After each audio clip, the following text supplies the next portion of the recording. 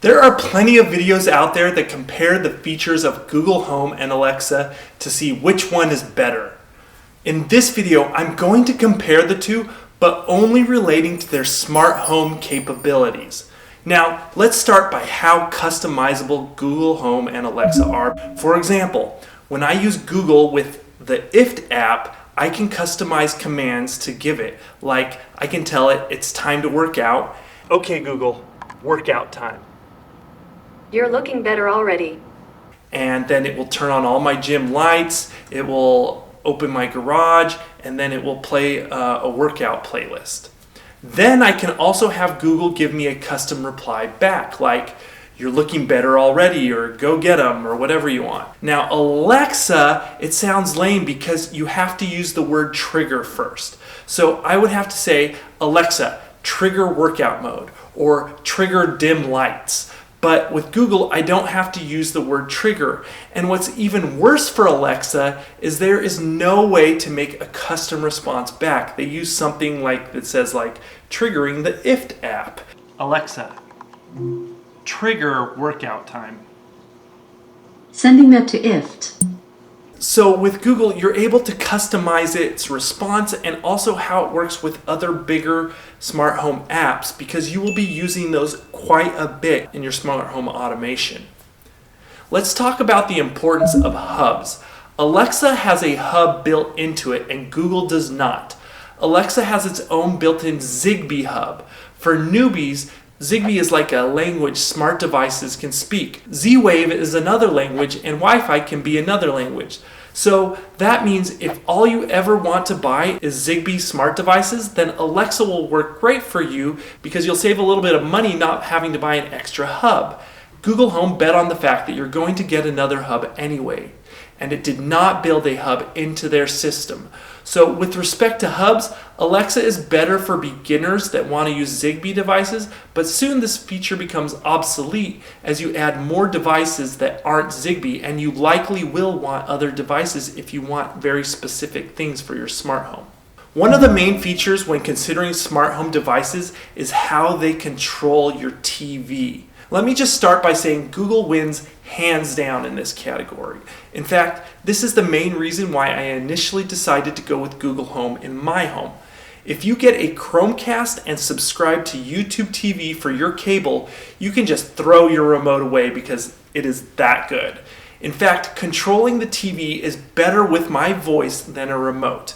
I say what show, channel, or sports game I want to watch instead of scrolling and TV surfing. Instead of fast forwarding through commercials with Google, I say exactly how many seconds I want to skip forward. I can just do so with my voice. Suffice it to say, Google Home, Chromecast, and YouTube TV enhance your viewing experience. Or you can use the Amazon Cube if you want to buy one and an HD antenna, assuming that it works in your area, but then you're limited to just the shows that an HD antenna gets. And Google wins big here because of their cable viewing experience. Now let's talk about the wake name for Alexa and Google, which is the thing that just wakens it so it hears what you say. Alexa, you can awake by saying Alexa, and this is good because it sounds a little bit better than OK Google. However, this can be annoying because you can't even talk about Alexa without setting it off, and you find yourself wanting to talk about Alexa sometimes. Okay, so do you think I should put Alexa like closer to me, or see? That's what I'm talking about. Okay Google or Hey Google is slightly harder on the ears, but it turns on less inadvertently. And Google is stubborn because they won't give you other words to customize. So I think Alexa wins because you can customize it, and Alexa sounds better if that's what you like better. Let's talk about customizing your music experience. Now, I don't even use Alexa devices in my home anymore because I have a specific Sonos speaker device that has Alexa built into it. Now let me explain to you the magic of these speakers. If you have one, they have a feature that make them way better than Google.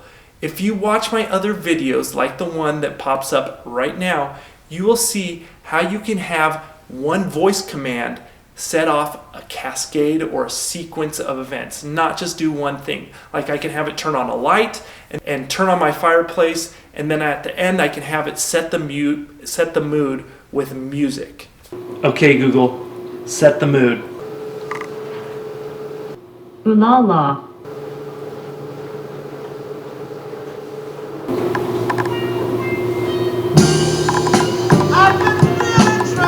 But with both Google and Alexa, you can tell it to play a song and it will, but it won't put it into that sequence of events like I just explained, unless you have that specific Sonos speaker that I linked to below. Like I can have a Darth Vader song play every time I walk in the door, or a Christmas song every time I want my kids to wake up in the morning around Christmas time. Or even a romantic playlist I can have play when I say set the mood to Google. But if you just have Google or Alexa, you can only just tell it to play that one song. So Sonos wins as the speaker here and kind of Alexa because Alexa is built into Sonos. I actually wouldn't even buy an Alexa at all anymore if I were to start over with Alexa. That specific speaker that I have linked to below is very good, but you have to be careful because not all Sonos speakers have Alexa built into it. The next point is how well each device works and breaks down into rooms or groups. So let's talk about multi-room functionality, and let's separate that into multi-room audio and multi-room lighting.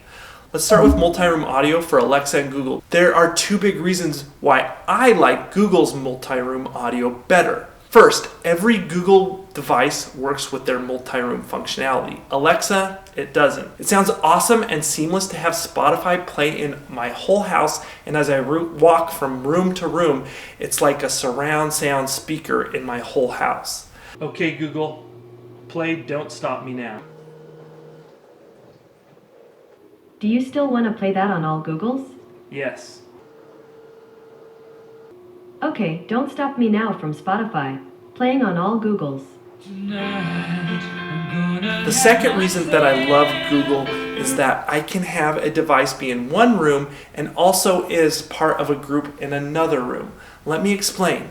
If I want to create an audio group with my kitchen and living room, I can. But now let's say I want to create an audio group with my kitchen, TV, and all my downstairs. I can do that as well, and in addition to the other group. Alexa, you can only have one device belong to one audio group. Some of their new devices can do multiple audio groups, but their old devices can't. The same goes for Sonos, so far as I can tell. Google wins this point because Sonos and Alexa can only be in one group at one time, but in Google, it can be in multiple rooms. Now for multi-room lighting. As you get more comfortable with smart homes, you almost want it to know exactly what you're thinking. So if you wanted to turn on lights in just the kitchen, you simply say, turn on the kitchen light. Or maybe turn on the downstairs lights. But there is an issue if the kitchen is downstairs. Google only lets you assign a device to one group or one room at a time, much like the multi-audio for Alexa. Alexa is much more open when it comes to the lighting though. It lets you assign one device to multiple rooms or groups. So if you have Google only, you have this dilemma. If I designate a light to my kitchen and my kitchen is downstairs, I can't simultaneously add that light into a group called downstairs and still have it be part of my kitchen group as well. Well, that is a slight bummer since home automation is supposed to make your life extremely easy and efficient. You can do that with Alexa. And so Google actually loses in this point. Now there is a way around it if you do use Google, and that's by programming a combination of events with IFTTT and Stringify. And that way you can do it. And if you want to learn more about that, watch my comprehensive video on smart home automation functionality. Okay, Google, turn off the guest lights. Those were great guests. Each device, Alexa and Google, has their great features and their bad features.